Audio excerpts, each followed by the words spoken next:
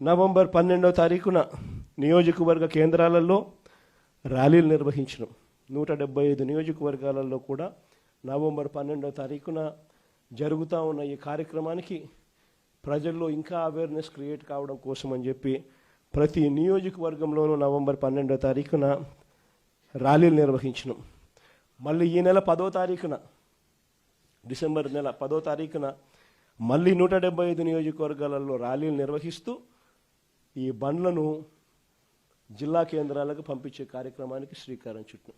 మళ్ళీ ఈ నెల 15వ తారీఖున జిల్లా కేంద్రాలలో కూడా ఇదే రకమైన ర్యాలీలు నిర్వహిస్తూ ప్రజల్లో అవగాహన, అవేర్నెస్ క్రియేట్ చేస్తూ ఇక్కడ నుంచి జిల్లా కేంద్రాల నుంచి ఏకంగా ఈ బండ్లు మన దగ్గరికి వచ్చే కార్యక్రమానికి శ్రీకారం చుట్టడం జరిగింది.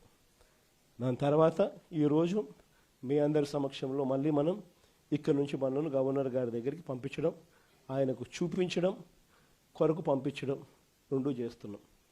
గవర్నర్ గారికి ఒక్కసారి పత్రాలన్నీ చూపించిన తర్వాత, ఆయనకు చెప్పిన తర్వాత, చూపించిన తర్వాత ఈ పత్రాలన్నీ కూడా కోర్టు ద్వారాలు కూడా తడతాయి.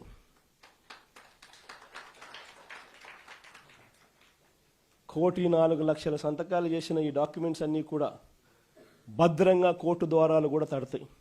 కోర్టులో కూడా పిటిషన్ వేస్తాం. 1,04,00,000 సంతకాలు రెడీగా ఉన్నాయి.